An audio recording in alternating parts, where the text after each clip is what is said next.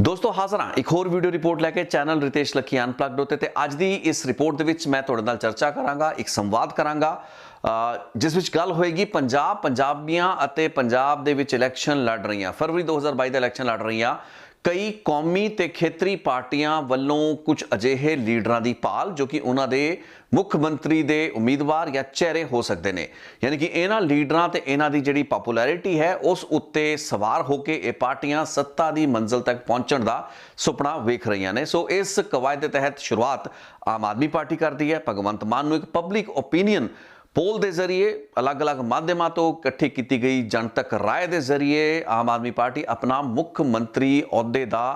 उम्मीदवार या फिर चेहरा ऐलानती है। भगवंत मान की आम आदमी पार्टी का लीडर है या नहीं है, एक बहुत बड़ा सवाल अजे भी है, क्योंकि पार्टी के जोड़े लेटेस्ट वीडियोज़ आए ने उस दे विच पार्टी ने अरविंद केजरीवाल ते भगवंत मान यानी कि दोवां नूं नाल नाल रखिया। तो अजे भी पार्टी का जोड़ा मेन नैरेटिव तो डिस्कोर्स है वो यही है कि एक मौका केजरीवाल नूं ते नाल हुण भगवंत मान का भी ना ऐड करता गया। जोड़े ताज़े वीडियोज़ उन्होंने आए ने आम आदमी पार्टी तो बाद इसे कवायद के तहत कांग्रेस लिए भी अपना मुख मंत्री उम्मीदवार या फिर चेहरा ऐलानना एक मजबूरी बनता जा रहा है। इसे कवायद के तहत जो राहुल गांधी की रीसेंट फेरी होंगी है उस दौरान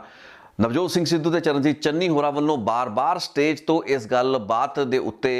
एक प्रैशर बिल्ड किया जाता है। तो बाद दे विच राहुल गांधी ये ऐलान करते हैं कि कांग्रेस अपनी रवायत तो थोड़ा जा हट के इस बार अपने मुख मंत्री अहुदे का उम्मीदवार या फिर वो चेहरा जिस उत्ते की पार्टी इलैक्शन लड़ेगी, जिवें कि उन्होंने 2017 के कैप्टन अमरिंदर सिंह के चेहरे उत्ते इलैक्शन लड़िया सी, उसनूं कांग्रेस पार्टी के वर्करां उत्ते छड्डदी है। सो ये एक पार्टी की एक रूपरेखा है, उस तो एक डायवर्जन मनी जाती है। लेकिन मजबूरी ते इस चीज़ का प्रैशर कांग्रेस की लीडरशिप उत्ते एडा ज़्यादा है कि उन्होंने हुण ये फैसला लेना पै रहा है। यानी कि आम आदमी पार्टी की ली उत्ते ही कांग्रेस भी तुर रही है। गल जे आम आदमी पार्टी ते कांग्रेस तो हट के श्रोमणी अकाली दल ते बहुजन समाज पार्टी के गठबंधन की कर ली जाए तो उन्होंने अन ऐलाने मुख मंत्री अहुदे के उम्मीदवार दावेदार या फिर चेहरा जड़ा है वह सुखबीर बादल मन्ने जा रहे हैं। हालांकि प्रकाश सिंह बादल दे भी लंबी तो चोण लड़न का ऐलान हुण हो चुका है, लेकिन ये गल्लां बातां उन्हां दे टॉप लीडरशिप के मूँह तो सुनिया जा सकदियां ने कि सुखबीर बादल ही वो चेहरा ने जो कि भविख का पंजाब का मुख मंत्री होणगे जे अकाली दल बसपा जिहड़ा कंबाइन है वो जेतू हुंदा है। लेकिन मेरी अज की रिपोर्ट दे विच मैं जिहड़ी चर्चा करना चाह रहा वो ये है कि साडियां पार्टियां या साडी पूरी दी पूरी डेमोक्रेसी जमहूरीयत पार्लियामेंट्री डेमोक्रेसी जो कि प्रेजिडेंशियल फॉर्म ऑफ डेमोक्रेसी नहीं है, ये उस तरीके की जमहूरीयत नहीं है जो कि अमेरिका या यूनाइटेड स्टेट्स के प्रैक्टिस की जाती है, जिस जमहूरीयत के तहत एक राष्ट्रपति का चेहरा होंदा है, एक नेता यानी कि लीडर दे या उसके एजेंडे उसका जिहड़ा फ्यूचर विजन है उस उत्ते चोण लड़िया जाता है। सो असी डोनाल्ड ट्रंप तो लैके जो बाइडन तक बथेरे अजिहे प्रेजिडेंशियल कैंडीडेट देखे ने। अजिहे चेहरिਆਂ ਅਤੇ लीडरां नूं ही इन्हां दीयां पार्टियां प्रमुख तौर पर उभारदियां ने ते इन्हां चेहरिਆਂ उत्ते इलैक्शन लड़िया जाता है। प्रेजिडेंशियल ਅਤੇ पार्लियामेंटरी फॉर्म ऑफ डेमोक्रेसी यानी कि जमहूरीयत दे विच मुख फर्क यही होंदा है कि जिथे प्रेजिडेंशियल फॉर्म दे विच एक चेहरे उत्ते आधारित इलैक्शन लड़िया जाता है, उत्ते ही पार्लियामेंटरी फॉर्म ऑफ डेमोक्रेसी यानी कि जमहूरीयत के तहत पार्टी पॉलिटिक्स प्रधान होंदी है। यानी कि पार्लीमेंट दे विच तुसीं किन्ने मैंबर पार्लीमेंट लैके आते हो या फिर विधान सभा असैंबली दे विच किन्ने तुहाडे विधायक होंदे ने, वो विधायक अपना एक बोर्ड बनाते हैं, CLP बनती है, लैजिस्लेटिव पार्टी बनती है, तो फिर वो लैजिस्लेटिव पार्टी एक लीडर चुनती है जिसनों कि मुख मंत्री या फिर देश का लीडर या प्रधानमंत्री भी बनाया जाता है। सो ये पार्लीमेंटरी फॉर्म ऑफ डेमोक्रेसी ते प्रेजिडेंशियल फॉर्म ऑफ डेमोक्रेसी का इत्थे फर्क समझना जरूरी है। ये डिबेट ते चर्चा भारत दे विच कई दहाकियां तो चलती आ रही है, हालांकि कोई एडी वड्डी प्रोमीनेंटली चर्चा नहीं होती, लेकिन गाहे बगाहे जदों भी चोण आते हैं या फिर अगे पिछे भी ये गल्लां बातां हुंदियां ने कि भारत नूं यूनाइटेड किंगडम यानी कि ब्रिटेन तो लई हुई ये व्यवस्था जो कि पार्लीमेंट फॉर्म ऑफ डेमोक्रेसी है इस तो बदल के प्रेजिडेंशियल फॉर्म ऑफ डेमोक्रेसी वल जाना चाहिए। क्योंकि प्रैक्टिस दे विच हो की रहा है जदों तो साडे देश दे विच एक लीडर कल्ट शुरू होया है, यानी कि personality oriented politics, personality oriented election, ये पूरी की पूरी रवायत जिहड़ी है इंदिरा गांधी के समय तो तुरदी आ रही है। जदों कि इंदिरा गांधी इलैक्शन लड़िया करते सन, ऑफ लेट अटल बिहारी वाजपेयी या कई होर अजिहे करिश्माई लीडर आए जिन्हों ने कि अपनी व्यक्तिगत जिहड़ी उन्हां दी पॉपुलैरिटी सी उस उत्ते चोणां दा रुख मोड़िया। भारत की जिहड़ी सियासत बीते कई दहाकियां दे विच आहिस्ता आहिस्ता एक अजिहा मोड़ा लैंदी हुई नजर आई जिस दे विच कि पूरी दी पूरी ਪੋਲਿਟਿਕਸ ਜਿਹੜੀ ਸੀ, ਸਾਡੀ ਸਿਆਸਤ ਜਿਹੜੀ ਸੀ, ਉਹ ਕਿਸੇ ਪਾਰਟੀ ਵਿਸ਼ੇਸ਼, ਉਸ ਦੇ ਮੈਨੀਫੈਸਟੋ, ਉਸ ਦੀਆਂ ਨੀਤੀਆਂ ਉੱਤੇ ਆਧਾਰਿਤ ਨਾ ਰਹਿ ਕੇ ਕੁਝ ਚਿਹਰਿਆਂ ਤੇ ਉਹਨਾਂ ਪਰਸਨੈਲਿਟੀ ਕਲਟਸ ਉੱਤੇ ਬੇਸਡ ਹੋ ਗਈ, ਜਿਸ ਦਾ ਸਭ ਤੋਂ ਤਾਜ਼ਾ ਉਦਾਹਰਣ 2014 ਵਿੱਚ ਜਦੋਂ ਨਰਿੰਦਰ ਮੋਦੀ ਦੇ ਚਿਹਰੇ ਤੇ ਉਹਨਾਂ ਦੇ ਨਾਂ ਉੱਤੇ ਇਲੈਕਸ਼ਨ ਲੜ ਕੇ ਇਲੈਕਸ਼ਨ ਜਿੱਤੀ ਜਾਂਦੀ ਹੈ ਬੀਜੇਪੀ ਵੱਲੋਂ, ਤੇ ਉਸ ਤੋਂ ਬਾਅਦ ਹਰ ਬੀਤੇ ਸਾਲ ਜਾਂ ਬੀਤੇ ਇਲੈਕਸ਼ਨ ਦੇ ਨਾਲ ਨਰਿੰਦਰ ਮੋਦੀ ਦਾ ਕੱਦ ਵੱਧਦਾ ਜਾਂਦਾ ਹੈ ਤੇ ਉਹਨਾਂ ਦੀ ਪਾਰਟੀ ਜਿਹੜੀ ਬੀਜੇਪੀ ਹੈ ਉਹ ਇੱਕ औपचारिक सियासी जमात वजों बन के रह जाती है। बेशक अज बीजेपी का एक लीडर होएगा, बीजेपी की एक प्रधान होएगा, लेकिन नरेंद्र मोदी ते उन्हां दी जिहड़ी कोटरी है या उन्हां दे जिहड़े प्रमुख लीडर हैगे ने उन्हां दा जिहड़ा करिश्मा है वो महत्वपूर्ण है। तकरीबन अजिहा ही कल्चर आपां सूबिਆਂ ਦੇ ਵਿੱਚ ਵੀ देखा, ਆਪਾਂ ਦੇਖਿਆ ਵੀ ਸੂਬਿਆਂ ਦੇ ਵਿੱਚ ਵੀ ਹਰ ਬੀਤੇ ਇਲੈਕਸ਼ਨ ਦੇ ਨਾਲ ਪਰਸਨੈਲਿਟੀ ਜਾਂ ਫਿਰ ਇੱਕ ਵਿਅਕਤੀ ਵਿਸ਼ੇਸ਼, ਇੱਕ ਲੀਡਰ ਵਿਸ਼ੇਸ਼ ਮਹੱਤਵਪੂਰਨ ਹੁੰਦਾ ਜਾ ਰਿਹਾ ਹੈ। 2002 ਦੇ ਵਿੱਚ ਵੀ ਕੈਪਟਨ ਅਮਰਿੰਦਰ ਸਿੰਘ ਜੋ ਕਿ ਪੀਪੀਸੀਸੀ ਦੇ ਪ੍ਰਧਾਨ ਸਨ, ਉਹਨਾਂ ਦਾ ਇੱਕ ਬਹੁਤ ਲੰਮਾ ਚੌੜਾ ਕੱਦ ਬੁੱਤ ਸੀ ਸਿਆਸਤ ਦੇ ਵਿੱਚ ਤੇ ਉਹਨਾਂ ਨੂੰ ਹੀ ਮੁੱਖ ਮੰਤਰੀ ਬਣਾਇਆ ਗਿਆ। ਬੇਸ਼ੱਕ ਉਹਨਾਂ ਨੂੰ ਚਿਹਰਾ ਨਹੀਂ ਸੀ ਐਲਾਨਿਆ ਗਿਆ 2002 ਤੋਂ ਪਹਿਲਾਂ, ਲੇਕਿਨ ਅਕਾਲੀ ਦਲ ਦੇ ਵਿੱਚ ਵੀ ਪਰਸਨੈਲਿਟੀ ਕਲਟ ਸਾਡੇ ਹੈਵੀ ਰਹੇ, ਹਾਵੀ ਰਹੇ कि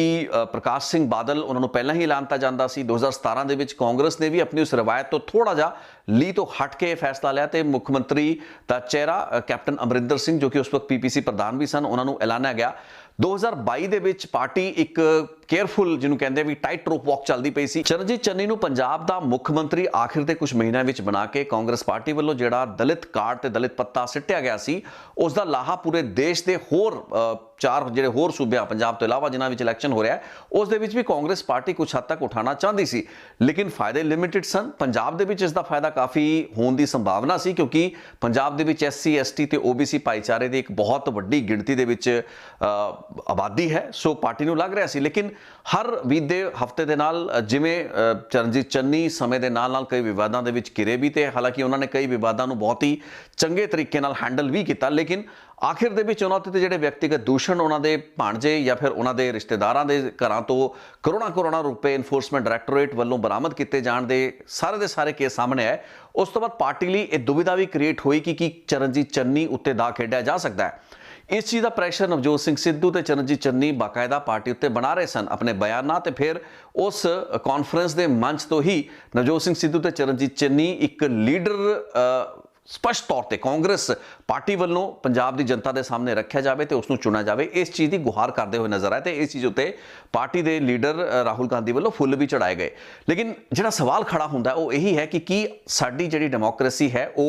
लीडरां उत्ते ते चेहरिਆਂ उत्ते ज़्यादा आधारित होंदी जा रही है कि साडी जिहड़ी निर्भरता है पॉलिटिक्स की निर्भरता है, पार्टी पॉलिटिक्स की निर्भरता है, वो कुछ परसनैलिटी कल्ट्स के इर्द गिर्द घूमेगी। जे यही गलबात है तो कि सानू प्रेजिडेंशियल जिहड़ा सिस्टम ऑफ डेमोक्रेसी है उस वल तुरना नहीं चाहिए जिसकी चर्चा तो जिसकी डिबेट देश में कई सालों के कई दहाकों तो चलती आ रही है। क्योंकि जे गलबात व्यक्ति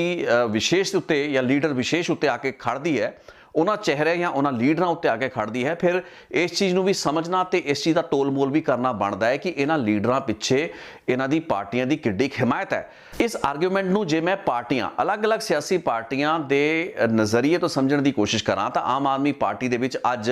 स्पष्ट तौर पर भगवंत मान वो लीडर नहीं ने जो कि आम आदमी पार्टी के पंजाब के लीडर ने। मैं शब्द लीडर वरत रहा, मैं चेहरा नहीं वरत रहा क्योंकि अरविंद केजरीवाल ते आम आदमी पार्टी ने उन्होंने मुख्यमंत्री का चेहरा ऐलानिया है कि वो पंजाब दे विच आम आदमी पार्टी के लीडर ने। लीडर के चेहरे के फर्क है, जिहड़े लोगों को फर्क नहीं समझ में आता वो जाके दोबारा परिभाषावां पढ़न कि चेहरा ते लीडर के की फर्क है तो लीडरशिप का पूरा कॉन्सैप्ट की है। सो भगवंत मान की अज आम आदमी पार्टी के वो लीडर ने जिन्हों के पिछे उन्होंने विधायक खड़े ने, जिन्हों के पिछे उन्होंने की पूरी पार्टी खड़ी है, या फिर वो लीडर ने जो कि अज कोई फैसला लेंदे ने तो उस फैसले के पिछे उन्होंने किसी तो पुछण की लोड़ नहीं या फिर किसी की वड्डी सहमति लैन की लोड़ नहीं। उन्होंने अपना कोई भी फैसला लैन तो पहला अपनी जिहड़ी हाईकमान है यानी कि अरविंद केजरीवाल के फैसले की लोड़ नहीं है।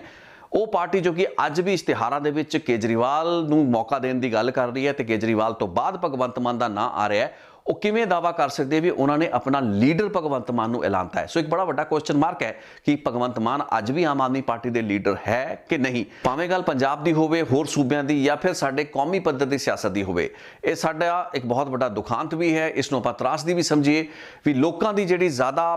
भरोसा है, उन्हां दी ज़्यादा निर्भरता है वो चेहरिਆਂ ਅਤੇ लीडरां उत्ते है। अपनी सियासत नूं इन्हां चेहरिਆਂ या इन्हां व्यक्ति विशेषां किरदारां दे विच ही परिभाषित हुंदा होया ਵੇਖਿਆ ਜਾਂਦਾ ਹੈ ਜ਼ਿਆਦਾਤਰ ਇਲੈਕਟੋਰੇਟ ਤੋਂ। ਇਹੀ ਕਾਰਨ ਹੈ ਕਿ ਇਹਨਾਂ ਪਾਰਟੀਆਂ ਨੂੰ ਲੀਡਰਾਂ ਨੂੰ ਅਨਾਉਂਸ ਕਰਨ ਦੀ ਲੋੜ ਮਹਿਸੂਸ ਹੋ ਰਹੀ ਹੈ। ਸੋ ਆਮ ਆਦਮੀ ਪਾਰਟੀ ਤੋਂ ਬਾਅਦ ਕਾਂਗਰਸ ਵੀ ਹੁਣ ਮਜਬੂਰ ਹੈ। ਬੇਸ਼ੱਕ ਕਾਂਗਰਸ ਨੇ ਫੈਸਲਾ ਆਪਣੇ ਵਰਕਰਾਂ ਤੇ ਛੱਡਿਆ ਹੈ, ਲੇਕਿਨ ਜਿਵੇਂ ਮੈਂ ਗੱਲ ਕੀਤੀ ਸੀ ਭਗਵੰਤ ਮਾਨ, ਉਹਨਾਂ ਦੇ ਵਿੱਚ ਕਿੱਡਾ ਭਰੋਸਾ ਉਹਨਾਂ ਦੀ ਆਪਣੀ ਹਾਈ ਕਮਾਨ ਦਾ ਹੈ। ਲੋਕਾਂ ਦਾ ਭਰੋਸਾ ਭਗਵੰਤ ਮਾਨ ਦੇ ਚਿਹਰੇ ਵਿੱਚ ਹੋ ਸਕਦਾ ਹੈ, ਲੇਕਿਨ ਭਗਵੰਤ ਮਾਨ ਕਿੱਡੇ ਕੁ ਖੁਦ ਇੰਡੀਪੈਂਡੈਂਟ ਹੈਗੇ ਨੇ ਕੋਈ ਵੀ ਫੈਸਲਾ ਲੈਣ ਲਈ, ਉਹ ਕਿੱਡੇ ਕੁ ਆਤਮ ਨਿਰਭਰ ਹੈਗੇ ਨੇ, ਤੇ ਉਹਨਾਂ ਦੇ ਉੱਤੇ ਉਹਨਾਂ ਦੀ ਹਾਈ ਕਮਾਨ ਦਾ ਕਿੱਡਾ ਕੁ ਵੱਡਾ ਅੰਕੁਸ਼ ਹੈ। ਇਸ ਦੇ ਨਾਲ ਹੀ ਜੁੜਿਆ ਹੋਇਆ ਸਵਾਲ ਕਾਂਗਰਸ ਦੇ ਉੱਤੇ ਵੀ ਲਾਗੂ ਹੁੰਦਾ ਹੈ, ਕਿਉਂਕਿ ਕਾਂਗਰਸ ਉਹ ਪਾਰਟੀ ਹੈ ਜੋ ਕਿ ਹਾਈ ਕਮਾਨ ਤੋਂ ਬਗੈਰ ਪੱਤਾ ਵੀ ਹਿਲਾ ਕੇ ਰਾਜ਼ੀ ਨਹੀਂ ਹੈ। ਉਸ ਹਾਲਾਤ ਦੇ ਵਿੱਚ ਜਦੋਂ ਕਿ ਨਵਜੋਤ ਸਿੰਘ ਸਿੱਧੂ ਜੋ ਕਿ ਇੱਕ ਦਾਅਵੇਦਾਰ ਵੀ ਨੇ, ਇੱਕ ਸੰਭਾਵਤ ਉਮੀਦਵਾਰ ਵੀ ਕਾਂਗਰਸ ਦੇ ਮੁੱਖ ਮੰਤਰੀ ਅਹੁਦੇ ਦੇ ਹੋ ਸਕਦੇ ਨੇ, ਅਜਿਹੇ ਲੀਡਰ ਨੇ ਅੱਜ ਜਿਨ੍ਹਾਂ ਦੇ ਨਾਲ ਵਿਧਾਇਕ ਤੇ ਉਹਨਾਂ ਦੇ ਜ਼ਿਆਦਾਤਰ ਮੰਤਰੀ ਉਹਨਾਂ ਤੋਂ ਉਖੜੇ ਹੋਏ ਨੇ, ਔਖੇ ਨੇ। ਨਵਜੋਤ ਸਿੰਘ ਸਿੱਧੂ ਦੇ ਖਿਲਾਫ ਬਿਆਨਬਾਜ਼ੀ ਕਰਦੇ ਹੋਏ ਤਕਰੀਬਨ ਅੱਧਾ ਦਰਜਨ ਮੰਤਰੀਆਂ ਨੂੰ ਦੇਖਿਆ ਗਿਆ ਹੈ। ਯਾਨੀ ਕਿ ਉਹ ਮੰਤਰੀ ਤੇ ਵਿਧਾਇਕ ਜਿਹੜੇ ਕਿ ਨਵਜੋਤ ਸਿੰਘ ਸਿੱਧੂ ਦੇ ਨਾਲ ਰਲ ਕੇ ਕੈਪਟਨ ਅਮਰਿੰਦਰ ਸਿੰਘ ਨੂੰ ਉਹਨਾਂ ਦੇ ਅਹੁਦੇ ਤੋਂ ਲਾਂਦੇ ਨੇ। तमाम किस्म की तौमतां इल्ज़ाम ਜਿਹੜੇ ਹੈਗੇ ਨੇ ਕੈਪਟਨ ਅਮਰਿੰਦਰ ਉੱਤੇ ਲੱਗਦੇ ਨੇ, ਲੇਕਿਨ ਉਸ ਦੇ ਬਾਵਜੂਦ ਉਹ ਮੰਤਰੀ ਤੇ ਵਿਧਾਇਕ ਅੱਜ ਨਵਜੋਤ ਸਿੰਘ ਸਿੱਧੂ ਤੋਂ ਹੀ ਉਖੜੇ ਹੋਏ ਨਜ਼ਰ ਆਏ। ਟਿਕਟਾਂ ਦੀ ਵੰਡ ਨੇ ਇਸ ਪੂਰੇ ਦੇ ਪੂਰੇ ਪਾੜ ਨੂੰ ਹੋਰ ਵਧਾਇਆ। ਸੋ ਅੱਜ ਨਵਜੋਤ ਸਿੰਘ ਸਿੱਧੂ ਆਪਣੀ ਪਾਰਟੀ ਦੇ ਵਿੱਚ ਕਿੰਨੇ ਕੁ ਐਕਸੈਪਟੇਬਲ ਨੇ, ਇਹ ਪਹਿਲਾ ਸਵਾਲ ਹੈ। ਵਰਕਰਾਂ ਦੇ ਵਿੱਚ ਉਹਨਾਂ ਦੀ ਪਪੂਲੈਰਿਟੀ, ਲੋਕਾਂ ਦੇ ਵਿੱਚ ਜਾਂ ਪੰਜਾਬੀਆਂ ਦੇ ਵਿੱਚ ਉਹਨਾਂ ਦੀ ਪਪੂਲੈਰਿਟੀ, ਇਹ ਬਾਅਦ ਦਾ ਸਵਾਲ ਆਏਗਾ। ਲੇਕਿਨ ਅੱਜ ਜੇ ਪੰਜਾਬ ਦੀ ਜਿਹੜੀ ਮੌਜੂਦਾ ਕੈਬਨਿਟ ਸੀ ਜਾਂ ਪੰਜਾਬ ਦੇ ਜਿਹੜੇ ਵੀ ਸਿਟਿੰਗ ਵਿਧਾਇਕ ਸਨ ਜਾਂ ਜਿਨ੍ਹਾਂ ਨੂੰ ਇਵਨ ਟਿਕਟਾਂ ਮਿਲੀਆਂ ਨੇ, ਉਮੀਦਵਾਰ ਨੇ, ਉਹਨਾਂ ਦੇ ਵਿੱਚ ਹੀ ਜੇ ਅਜਿਹਾ ਕੋਈ ਪੋਲ ਕਰਾ ਲਿਆ ਜਾਏ ਤਾਂ ਨਵਜੋਤ ਸਿੰਘ ਸਿੱਧੂ ਅਤੇ ਕਿੰਨੇ ਕੁ ਉਮੀਦਵਾਰ ਜਾਂ ਕਿੰਨੇ ਕੁ ਕੈਂਡੀਡੇਟ ਪਾਰਟੀ ਦੇ, ਕਿੰਨੇ ਕੁ ਵਿਧਾਇਕ, ਸਾਬਕਾ ਵਿਧਾਇਕ ਜਾਂ ਮੰਤਰੀ ਜਿਹੜੇ ਹੈਗੇ ਨੇ ਉਹ ਦਾ ਲਾਣਾ ਚਾਹਣਗੇ। ਬੇਸ਼ੱਕ ਕਾਂਗਰਸ ਦੀ ਹਾਈ ਕਮਾਂਡ ਜਾਂ ਫਿਰ ਆਪਣੇ ਵਰਕਰਾਂ ਜਾਂ ਕੋਈ ਅਜਿਹੇ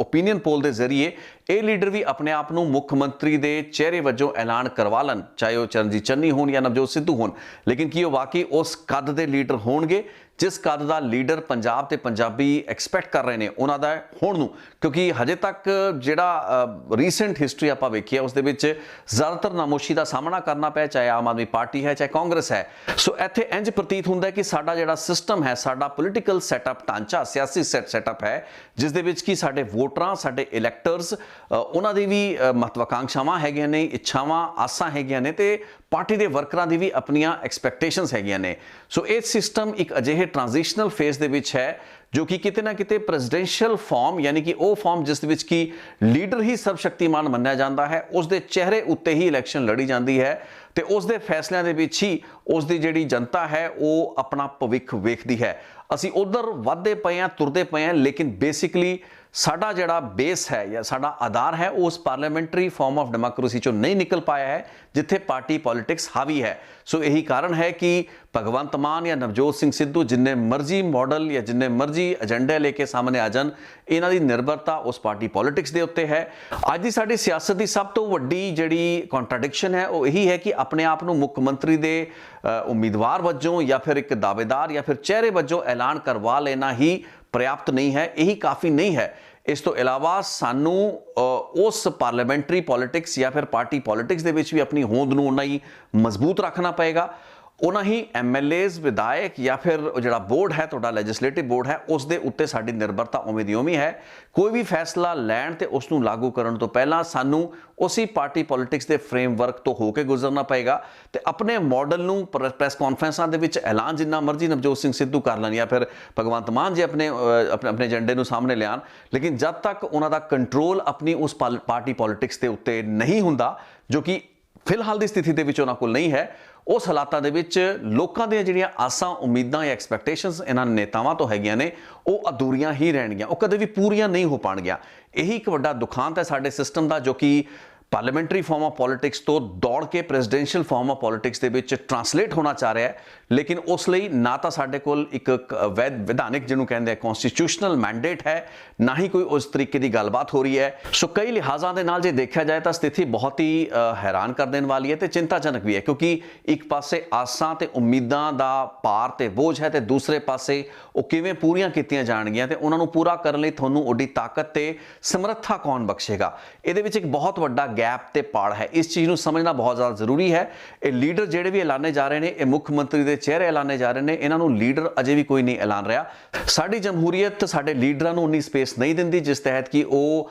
ਆਜ਼ਾਦ ਹੋ ਕੇ ਆਪਣੇ ਮਨ ਦੇ ਨਾਲ, ਆਪਣੇ ਵਿਚਾਰਾਂ ਦੇ ਨਾਲ ਗੱਲਬਾਤ ਕਰਨ, ਆਪਣੇ ਪ੍ਰੋਗਰਾਮਾਂ ਨੂੰ ਉਲੀਕਣ ਤੇ ਫਿਰ ਬਾਅਦ ਦੇ ਵਿੱਚ ਉਹਨਾਂ ਨੂੰ ਲਾਗੂ ਕਰਨ। ਇਹੀ ਕਾਰਨ ਹੈ ਕਿ ਉਹ ਗੱਲਾਂ ਬਾਤਾਂ ਪਬਲਿਕ ਦੇ ਵਿੱਚ ਕੁਝ ਹੋਰ ਕਰਦੇ ਨੇ, ਪਬਲਿਕ ਨੂੰ ਸਬਜ਼-ਬਾਗ ਕੁਝ ਹੋਰ ਦਿਖਾਏ ਜਾਂਦੇ ਨੇ। ਆਸਾਂ ਉਮੀਦਾਂ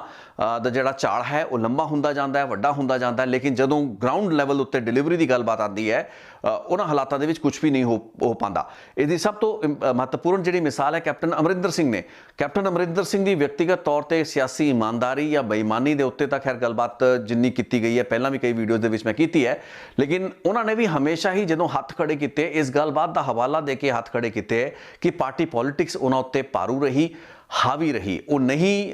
ਫੈਸਲੇ ਲੈ ਪਾਏ। ਆਪਣੇ ਜਿਹੜੇ ਵਿਧਾਇਕ ਸਨ, ਆਪਣੇ ਕੁਝ ਅਜਿਹੇ ਲੀਡਰ ਸਨ ਜੋ ਕਿ ਗਲਤ ਕੰਮਾਂ ਦੇ ਵਿੱਚ ਇਨਵੋਲਵ ਸਨ, ਉਹਨਾਂ ਦੇ ਖਿਲਾਫ ਫੈਸਲੇ ਨਹੀਂ ਲਏ ਜਾ ਸਕੇ। ਇਹ ਗੱਲਬਾਤ ਸੁਣਨ ਤੇ ਦੇਖਣ ਦੇ ਵਿੱਚ ਉਹਨਾਂ ਦੀ ਕਮਜ਼ੋਰੀ ਵੀ ਲੱਗ ਸਕਦੀ ਹੈ, ਉਹਨਾਂ ਦੀ ਬਦਨੀਤੀ ਵੀ ਲੱਗ ਸਕਦੀ ਹੈ, ਲੇਕਿਨ ਇਹ ਇੱਕ ਬਹੁਤ ਵੱਡੀ ਰਿਐਲਿਟੀ ਹੈ ਕਿ ਇਸ ਜਮਹੂਰੀਅਤ ਦੇ ਮਾਡਲ ਦੇ ਵਿੱਚ ਜਿਸ ਤਹਿਤ ਕਿ ਆਪਾਂ ਆਪਣੀ ਸਿਆਸਤ ਨੂੰ ਅੱਗੇ ਵਧਦਾ ਹੋਇਆ ਵੇਖਦੇ ਹਾਂ, ਆਪਾਂ ਆਪਣੀਆਂ ਸਰਕਾਰਾਂ ਬਣਦੀਆਂ ਹੋਇਆਂ ਵੇਖਦੇ ਹਾਂ, ਇਲੈਕਸ਼ਨ ਹੁੰਦਿਆਂ ਹੋਇਆਂ ਪਾਰਟੀਆਂ ਨੂੰ ਜਿੱਤਦਿਆਂ ਹੋਇਆਂ ਵੇਖਦੇ ਹਾਂ, ਉਹਨਾਂ ਦੇ ਵਿੱਚ ਉਹ ਸਪੇਸ ਤੇ ਉਹ ਮਾਰਜਨ ਨਹੀਂ ਹੈ ਜਿਸ ਤਹਿਤ ਕਿ ਲੀਡਰ ਆਪਣੀ ਮਰਜ਼ੀ ਦੇ ਹਿਸਾਬ ਨਾਲ ਕੰਮ ਕਰ ਸਕਣ। ਸੋ ਅੱਜ ਜੋ ਵੀ ਸਬਜ਼-ਬਾਗ ਨਵਜੋਤ ਸਿੰਘ ਸਿੱਧੂ ਪੰਜਾਬ ਦੀ ਜਨਤਾ ਨੂੰ ਵਿਖਾ ਰਹੇ ਨੇ, ਜਾਂ ਫਿਰ ਜੇ ਭਗਵੰਤ ਮਾਨ ਵੀ ਕੋਈ ਗੱਲਾਂ ਅਜਿਹੀਆਂ ਕਰ ਰਹੇ ਨੇ, ਉਹਨਾਂ ਲਈ ਬਹੁਤ ਔਖਾ ਹੈ ਇਹ ਸਾਰੇ ਦੇ ਸਾਰੇ ਮਾਡਲ ਨੂੰ ਲਾਗੂ ਕਰਨਾ, ਕਿਉਂਕਿ ਉਹਨਾਂ ਨੂੰ ਲੈ ਦੇ ਕੇ ਆਪਣੇ ਵਿਧਾਇਕਾਂ ਦਾ ਸਮਰਥਨ ਚਾਹੀਦਾ ਹੋਏਗਾ। ਵਿਧਾਇਕਾਂ ਤੋਂ ਵੀ ਇਲਾਵਾ ਸਾਡੇ ਜਿਹੜੇ ਐਂਟੀ ਡਿਫੈਕਸ਼ਨ ਲਾਜ਼ ਹੈਗੇ ਨੇ, ਯਾਨੀ ਕਾਨੂੰਨ ਦੇ ਵਿੱਚ ਜਿਹੜੀਆਂ ਤਰਮੀਮਾਂ ਹੋਈਆਂ ਨੇ, ਉਹਨਾਂ ਨੇ ਪਾਰਟੀਆਂ ਨੂੰ ਐਡਾ ਮਜ਼ਬੂਤ ਕਰਤਾ ਹੈ। ਯਾਨੀ ਕਿ ਕਾਂਗਰਸ ਉਹ ਕੌਮੀ ਪਾਰਟੀ, ਉਸ ਦਾ ਜਿਹੜਾ ਨੈਸ਼ਨਲ ਪ੍ਰਧਾਨ ਹੈ, ਜਾਂ ਫਿਰ ਆਮ ਆਦਮੀ ਪਾਰਟੀ ਦਾ ਜਿਹੜਾ ਪ੍ਰਧਾਨ ਹੈ, ਈਵਨ ਅਕਾਲੀ ਦਲ ਜਾਂ ਬੀਜੇਪੀ ਵਰਗੀਆਂ ਪਾਰਟੀਆਂ ਦੇ ਜਿਹੜੇ ਵੀ ਪ੍ਰਧਾਨ ਨੇ, ਪ੍ਰੈਜ਼ੀਡੈਂਟ ਐਡੇ ਮਜ਼ਬੂਤ ਨੇ ਕਿ ਉਹਨਾਂ ਦੀ ਮਰਜ਼ੀ ਤੋਂ ਬਗੈਰ ਸਰਕਾਰਾਂ ਨਹੀਂ ਚੱਲ ਸਕਦੀਆਂ, ਮੁੱਖ ਮੰਤਰੀ ਆਪਰੇਟ ਨਹੀਂ ਕਰ ਸਕਦੇ, ਫੰਕਸ਼ਨ ਨਹੀਂ ਕਰ ਸਕਦੇ। ਸੋ ਇਹਨਾਂ ਹਾਲਾਤਾਂ ਦੇ ਵਿੱਚ ਇਹ ਜਿਹੜੇ ਮੁੱਖ ਮੰਤਰੀ ਹੈਗੇ ਨੇ, ਇਹਨਾਂ ਦੀਆਂ ਤਾਕਤਾਂ ਬੜੀਆਂ ਸੀਮਿਤ ਨੇ। ਆਪਣੇ ਪੱਧਰ ਉੱਤੇ ਜੋ ਮਰਜ਼ੀ ਕਰੀ ਜਾਣ, ਲੇਕਿਨ ਜੇ ਗੱਲ ਇੱਕ ਵੱਡੇ ਬਦਲਾਅ ਦੀ ਜੋ ਕਿ ਇਹ ਆਪਣੀ ਮਰਜ਼ੀ ਦੇ ਨਾਲ ਲਾਗੂ ਕਰਨਾ ਚਾਹਣਗੇ, ਇਹ ਉਸ ਚੀਜ਼ ਨੂੰ ਨਹੀਂ ਕਰ ਪਾਉਣਗੇ ਜਦ ਤੱਕ ਇਹਨਾਂ ਦੀ ਪਾਰਟੀਆਂ ਇਹਨਾਂ ਦੇ ਨਾਲ ਸਹਿਮਤ ਨਹੀਂ ਹੁੰਦੀਆਂ। ਸੋ ਅਜਿਹੇ ਵਿੱਚ ਇੱਕ ਸਵਾਲ ਬੜਾ ਮਹੱਤਵਪੂਰਨ ਉੱਭਰਦਾ ਹੈ ਕਿ ਫਿਰ ਉਹਨਾਂ ਲੋਕਾਂ ਦੀਆਂ ਆਸਾਂ, ਉਮੀਦਾਂ ਤੇ ਐਕਸਪੈਕਟੇਸ਼ਨਸ ਦਾ ਕੀ, ਜੋ ਕਿ ਇਹਨਾਂ ਲੀਡਰਾਂ ਦੇ ਵਿੱਚ ਆਪਣੇ ਲੀਡਰ ਵੀ ਲੱਭਦੀਆਂ ਨੇ, ਆਪਣੇ ਮੁੱਖ ਮੰਤਰੀ ਵੀ ਲੱਭਦੀਆਂ ਨੇ, ਤੇ ਇਹਨਾਂ ਦੇ ਵਿੱਚ ਹੀ ਉਹ ਸਰਵ ਸ਼ਕਤੀਮਾਨ ਆਗੂਆਂ ਨੂੰ ਵੇਖਦੀਆਂ ਨੇ ਜੋ ਕਿ ਇਹਨਾਂ ਦੀ ਹਰ ਸਮੱਸਿਆ ਦਾ ਹੱਲ ਕਰ ਸਕਦੇ ਨੇ। ਸੋ ਫੈਕਟ ਇਹ ਹੈ ਕਿ ਉਹਨਾਂ ਨੂੰ ਇਸੇ ਤਰੀਕੇ ਨਾਲ ਨਾਮੋਸ਼ੀ ਦਾ ਸਾਹਮਣਾ ਕਰਦਾ ਰਹਿਣਾ ਪਏਗਾ, ਕਿਉਂਕਿ ਸਾਨੂੰ ਇਹ ਸਮਝਣ ਦੀ ਲੋੜ ਹੈ ਕਿ ਚਿਹਰੇ ਵਿਖਾ ਕੇ, ਲੀਡਰਾਂ ਨੂੰ ਉਭਾਰ ਕੇ ਜਾਂ ਮੁੱਖ ਮੰਤਰੀ ਦਾ ਚਿਹਰੇ ਦਾ ਐਲਾਨ ਕਰਕੇ ਚੋਣਾਂ ਜਿੱਤਣੀਆਂ ਇੱਕ ਸਿਆਸੀ ਪੈਂਤੜੇ ਤੋਂ ਇਲਾਵਾ ਹੋਰ ਕੁਝ ਵੀ ਨਹੀਂ ਹੈ। ਇਹ ਇੱਕ ਉਹ ਸਟ੍ਰੈਟਜੀ ਹੈ ਜਿਸ ਨੂੰ ਕਿ ਪਾਰਟੀਆਂ ਉਹਨਾਂ ਹਾਲਾਤਾਂ ਦੇ ਵਿੱਚ ਵਰਤਦੀਆਂ ਨੇ ਜਦੋਂ ਕਿ ਉਹਨਾਂ ਨੂੰ ਹੋਰ ਕੋਈ ਹੀਲਾ ਨਜ਼ਰ ਨਹੀਂ ਆਉਂਦਾ, ਜਿਵੇਂ ਕਿ ਆਮ ਆਦਮੀ ਪਾਰਟੀ ਨੇ ਜਾਂ ਫਿਰ ਕਾਂਗਰਸ ਹੁਣ ਕਰਦੀ ਹੋਈ ਨਜ਼ਰ ਆ ਰਹੀ ਹੈ। ਜੇ ਪਾਰਟੀ ਦਾ ਆਪਣਾ ਬਸ ਚੱਲੇ, ਜਿਸ ਤਰੀਕੇ ਦਾ ਕਨਸਟੀਟਿਊਸ਼ਨ ਹੈ, ਜਿਸ ਤਰੀਕੇ ਦੀ ਨਿਰਭਰਤਾ ਹਾਈ ਕਮਾਂਡ ਦੇ ਉੱਤੇ ਇਹਨਾਂ ਸਾਰੀਆਂ ਪਾਰਟੀਆਂ ਦੀ ਹੈ, ਉਹਨਾਂ ਹਾਲਾਤਾਂ ਦੇ ਵਿੱਚ ਪਾਰਟੀਆਂ ਕਦੇ ਵੀ ਕਿਸੇ ਲੀਡਰ ਨੂੰ ਉੱਭਰਨ ਦੇਣਾ ਨਹੀਂ ਚਾਹਣਗੀਆਂ। ਲੇਕਿਨ ਇੱਕ ਸਿਆਸੀ ਮਜਬੂਰੀ ਹੈ ਕਿ ਆਮ ਜਨਤਾ ਇਹਨਾਂ ਲੀਡਰਾਂ ਦੇ ਨਾਲ ਆਪਣੇ ਆਪ ਨੂੰ ਰਿਲੇਟ ਕਰਕੇ ਵੇਖਦੀ ਵੀ ਹੈ ਤੇ ਇਹਨਾਂ ਦੇ ਵਿੱਚ ਹੀ ਆਪਣੀ ਉਸ ਲੀਡਰਸ਼ਿਪ ਨੂੰ ਪਰਿਭਾਸ਼ਿਤ ਹੁੰਦਾ ਵੇਖਦੀ ਹੈ, ਉਸ ਨੂੰ ਪਾਰਟੀ ਪੋਲਿਟਿਕਸ ਤੋਂ ਕੁਝ ਲੈਣਾ ਦੇਣਾ ਨਹੀਂ ਹੈ। ਸੋ ਇੱਕ ਬਹੁਤ ਵੱਡੀ ਕੰਟਰਡਿਕਸ਼ਨ ਹੈ ਜੋ ਕਿ ਸਾਡੇ ਸਿਸਟਮ ਦੇ ਵਿੱਚ ਹੈ। ਹਾਲਾਂਕਿ ਇਸ ਦੇਸ਼ ਦੇ ਵਿੱਚ ਜਿਵੇਂ ਪਹਿਲਾਂ ਜ਼ਿਕਰ ਕੀਤਾ ਚਰਚਾਵਾਂ ਚੱਲਦੀਆਂ ਪਈਆਂ ਨੇ, ਕਿਉਂਕਿ ਜੇ ਇਸ ਤਰੀਕੇ ਨਾਲ ਇੱਕ ਚਿਹਰਾ ਉਭਾਰ ਕੇ ਉਸ ਦੇ ਏਜੰਡੇ ਉੱਤੇ ਆਧਾਰਿਤ ਸਿਆਸਤ ਹੋਏਗੀ ਤੇ ਜੋ ਮਾਡਲ ਪੂਰਾ ਦਾ ਪੂਰਾ ਪ੍ਰੈਜ਼ੀਡੈਂਸ਼ੀਅਲ ਫਾਰਮ ਹੋਏਗਾ, ਤਾਂ ਉਸ ਪੱਖੋਂ ਇਹ ਬਹੁਤ ਇੱਕ ਚੰਗੀ ਗੱਲਬਾਤ ਇਸ ਵਾਸਤੇ ਨੂੰ ਮੰਨਿਆ ਜਾ ਸਕਦਾ ਹੈ ਕਿਉਂਕਿ ਉਸ ਮਾਡਲ ਦੇ ਵਿੱਚ ਫਿਰ ਤੁਸੀਂ ਐਮਐਲਏ ਵਿਧਾਇਕਾਂ ਉੱਤੇ ਜ਼ਿਆਦਾ ਨਿਰਭਰ ਨਹੀਂ ਕਰਦੇ ਹੋ। ਤੁਹਾਡਾ ਲੈਜਿਸਲੇਚਰ, ਤੁਹਾਡਾ ਵਿਧਾਨ ਜਿਹੜਾ ਹੈਗਾ, ਵਿਧਾਨਕ ਵਿੰਗ ਹੈਗਾ, ਉਹ ਬਿਲਕੁਲ ਵੱਖਰਾ ਹੁੰਦਾ ਹੈ। ਯਾਨੀ ਕਿ ਵਿਧਾਨ ਸਭਾਵਾਂ ਦੀ ਕਾਨੂੰਨ ਬਣਾਉਣ ਦੀ ਕਾਰਵਾਈ ਵੱਖਰੀ ਹੁੰਦੀ ਹੈ ਤੇ ਜਿਹੜਾ ਵੀ ਲੀਡਰ, ਮਿਸਾਲ ਦੇ ਤੌਰ ਤੇ ਅਮਰੀਕਾ ਦਾ ਪ੍ਰੈਜ਼ੀਡੈਂਟ ਜਿਵੇਂ ਚੁਣਿਆ ਜਾਂਦਾ ਹੈ, ਉਹ ਆਪਣੀ ਟੀਮ ਸਿਲੈਕਟ ਕਰਦਾ ਹੈ। ਉਸ ਦੇ ਵਿੱਚ ਉਹਨੂੰ ਲੋੜ ਨਹੀਂ ਹੁੰਦੀ ਕਿ ਉਹ ਚੁਣੇ ਹੋਏ ਵਿਧਾਇਕ ਦੇ ਵਿੱਚੋਂ ਹੀ ਕਿਸੇ ਨੂੰ ਖੇਤੀਬਾੜੀ ਦਾ ਮੰਤਰੀ ਲਾਵੇ ਜਾਂ ਫਿਰ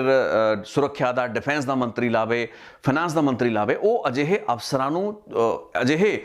ਟੈਲੈਂਟ ਨੂੰ ਲੱਭ ਕੇ ਲਿਆਂਦਾ ਜਿਨ੍ਹਾਂ ਨੂੰ ਉਹ ਆਪਣਾ ਸਕੱਤਰ ਬਣਾਉਂਦਾ ਹੈ, ਉਹਨਾਂ ਨੂੰ ਆਪਣੇ